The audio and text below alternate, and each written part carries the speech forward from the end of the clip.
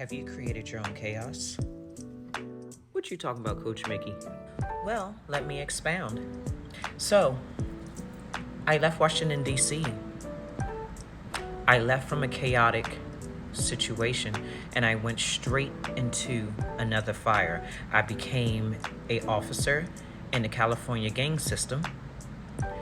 Then I also became SWAT. I surrounded myself with people whom did not honestly care about me, but it was familiar. Why? Because all I knew was chaos, right? All I knew was stress my nervous system out. All I knew was be less than, smother your flame, never speak up, be obedient. Ooh. So, fast forward, I was miserable, I was sad, I was depressed, I was wanted to, and it wasn't until I turned 40 when I realized this is pure chaos. I literally moved away from chaos and created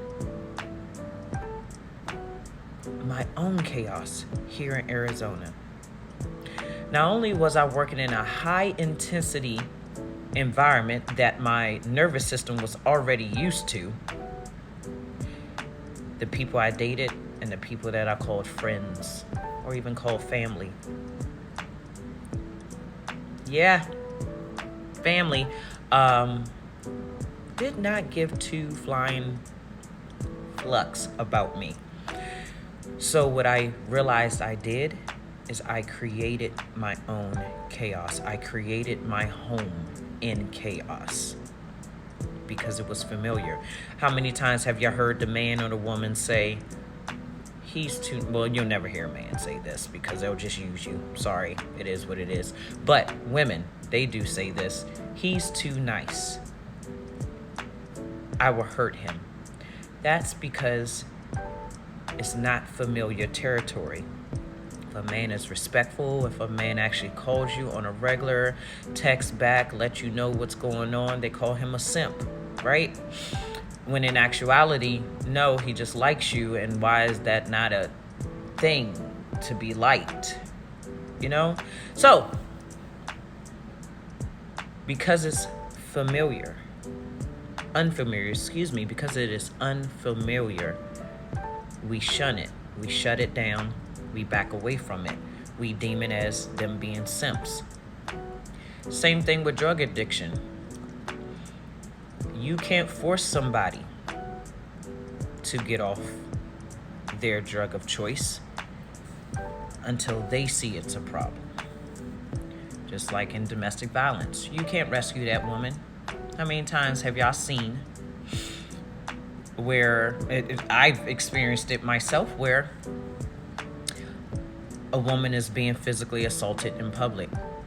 Somebody steps in, starts beating up the guy, and then a woman jumps on the person that is actually rescuing her. Stockholm syndrome, right? So, we create our own chaos. Unless we are ready to change our life. Unless we're truly ready, no amount of help is going to literally help us until we've made up a conscious decision that we want better, that we deserve better, that we are worthy of better, that is our actual birthright to have better. I know a lot of people tend to look at that phrase, just simply change your reality, and you're like, how? I was one of the very people, and I had to look at myself first and then look at the things around me. And I said, I deserve better. I want better. So everybody here was on a chopping block. I chopped everybody off. Cold turkey, no explanation needed, because one thing about grown-ups, they know exactly what they're doing to you. They're very aware. Don't get that twisted at all. Don't think they have no clue that they've done you dirty, embarrassed you, belittled you, put you down, made you feel less than, they're very aware of what they're doing. So I don't want to hear that excuse they were unaware. No, they knew. They knew. You know when you're doing dirt to somebody, you feel it. You know? So, with that being said, and then look at it as this. If you look at that person and say, if I did that to them, they would lose their mind. That's how you know for a fact that these people are very aware. I used to have an associate that I was cool with that I used to call a best friend. The way she would talk to people, including me, if anybody ever talked to her that way, she'd be ready to scrap. She'd be ready to throw down. Like, just all that ghetto-ness would come out of her, but she could never take what she dished out. But she could only dish it, if that makes sense. Hence, I created chaos in my life. So now I have people around me who truly don't like me. They just tolerate me because of my giving nature. Guys I was dating wasn't really trying to be with me. They wanted to play the field, but they didn't want me to go anywhere. You know the type. And then, yeah, the connection I still had with the people that I called my biological family.